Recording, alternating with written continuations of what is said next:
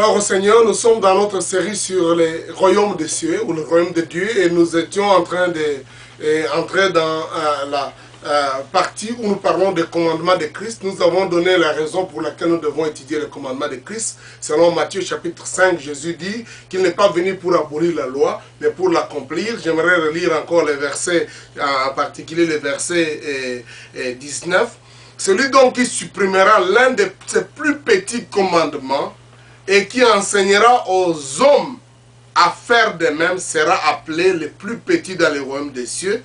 Mais celui qui les observera et qui enseignera à les observer, celui-là sera appelé grand dans le royaume des cieux. Voilà, donc ça c'est que Jésus-Christ annonce, que nous avons besoin d'obéir à ses commandements. Nous avons découvert que les commandements de Christ sont des commandements spirituels qui dépassent les standards humains. Ce sont des commandements qu'il est impossible d'obéir à soi-même. C'est pourquoi il faut répondre aux conditions de Dieu, c'est-à-dire être né dans la famille de Dieu, d'après 1 Jean chapitre 5, versets 3 et 1 à 3. Car on est dans la famille de Dieu, et les commandements de Christ ne seront pas pénibles pour nous, pour les obéir, pour les faire. Il faut être un homme de la foi, il faut appartenir à Christ, aimer Christ, l'amour pour Christ nous amènerait à obéir à Christ, non seulement comme notre sauveur, mais aussi comme notre Seigneur. Celui qui est notre commandant en chef, qui nous donne des ordres à faire. Et nous avons aussi découvert qu'il est important de chercher la direction ou l'aide du Saint-Esprit.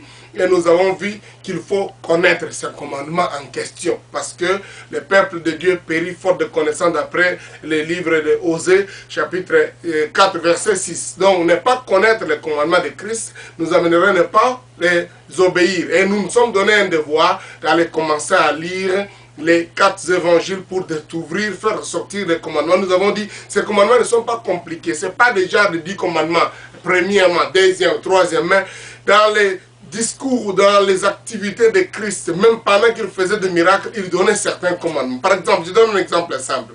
Il a vu quelqu'un qui était malade, il l'a guéri, et donc il a dit, prends ton lit et marche. C'était un ordre.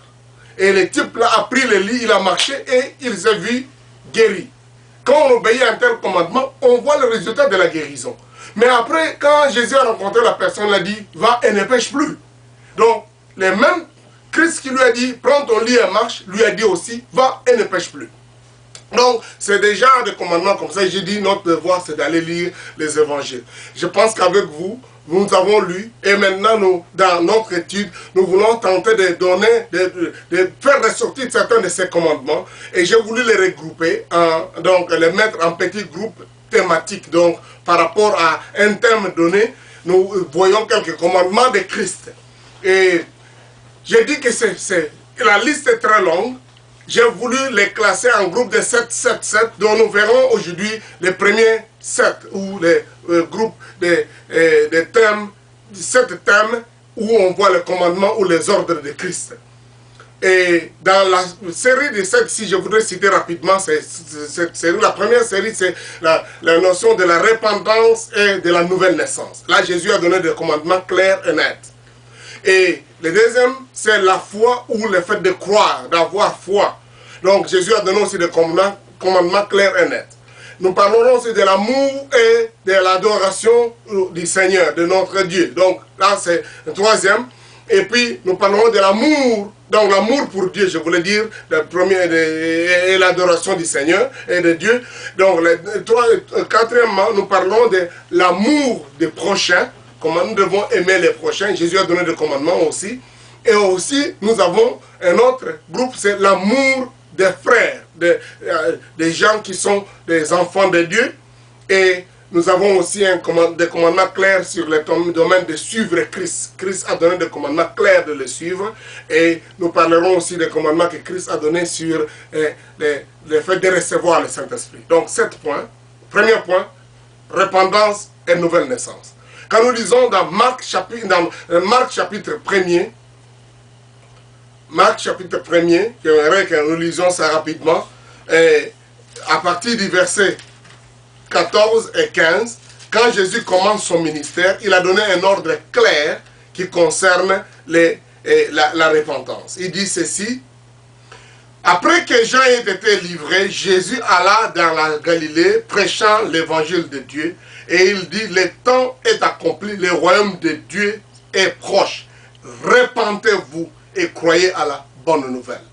Repentez-vous. Donc, il dit ça comme un des premiers commandements que je dois croire que Christ nous a donné, c'est de se repentir. Il reprend le même commandement dans Matthieu chapitre 4, verset 17.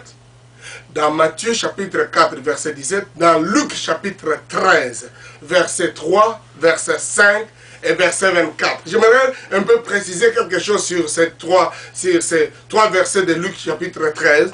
Et là, on nous raconte que les gens sont venus dire à Jésus, voilà, vous avez appris Pilate à tuer les gens, il a mêlé le sang de ces gens-là avec leur sacrifice. Et Jésus leur a dit, pensez-vous que ces gens-là ont été les plus mauvais, les plus méchants, pour avoir reçu un tel traitement? Je vous le dis, si vous ne vous repentez pas, vous périrez tous également. De la même façon. Et il a dit même, pensez-vous que ces gens-là sur qui les 18 personnes sur qui la tour est tombée étaient les plus méchants de toute la ville de Jérusalem? Je vous le dis, si vous ne vous repentez, vous périrez tous également. Donc Jésus montre qu'il y a une importance de se répandre dans la repentance, c'est-à-dire changer de vie, abandonner la mauvaise vie, abandonner la direction dans laquelle on était, abandonner la vie du péché. C'est un commandement du Seigneur incontournable et même c'est le début des choses. Dans Jean chapitre 3, verset 3 à 1 à 5, là nous retrouvons Jésus rencontre un chef religieux. Donc il ne donnait pas ce commandement seulement à des gens comme des prostituées, des voleurs, des brigands, des gens qui ne s'intéressaient pas aux choses de Dieu, qui doivent se repentir. Mais même aux chefs religieux comme Nicodème, il lui a dit, je te le dis, si tu n'es né d'eau et d'esprit, tu ne verras pas le royaume de Dieu. Si quelqu'un est né de nouveau, il ne peut pas entrer dans le royaume de Dieu. Il parle, c'est un ordre, donc ce n'est pas négociable. Et il a même terminé par dire, ne t'étonne pas que je dise, il faut que vous naissiez de nouveau. Il faut. Donc ça c'est le Seigneur de gloire qui dit qu'il faut naître de nouveau. Pour vous qui m'écoutez, si vous n'avez jamais fait cette expérience de vous repentir et de naître de nouveau, c'est le bon moment de le faire. Paul un jour disait aux gens à l'aéroport, je l'ai dit, Dieu, sans tenir compte des temps d'ignorance, demande à tout homme en tout lieu de se repentir. En tout lieu, tu es peut-être devant ton ordinateur, tu es en train de conduire ta voiture, en tout lieu de se repentir, parce qu'il viendra un jour de jugement, et il jugera le monde par celui qui est ressuscité, Jésus-Christ. Donc, si maintenant tu entends cette voix, n'endurcis pas ton cœur, repens-toi. La voie par laquelle tu es en train de partir est mauvaise. Peut-être même tu es physiquement, maintenant tu es en train de partir quelque part pour aller faire le mal. Ou tu reviens de quelque part où tu es allé faire le mal. La Bible dit, repens-toi. Abandonne cette mauvaise vie. Et tourne-toi vers Dieu. Et Christ est mort pour ça. Il a donné sa vie pour que toi tu puisses naître de nouveau. Ça c'est le premier commandement, en fait, dans la série que nous voulons, que nous avons, sous le thème de la repentance et de la nouvelle naissance. Deuxième point, c'est la foi ou la croyance qu'il faut croire. Christ donne aussi des commandements clairs sur la croyance. Nous revenons sur le texte de Marc chapitre 1er verset 15.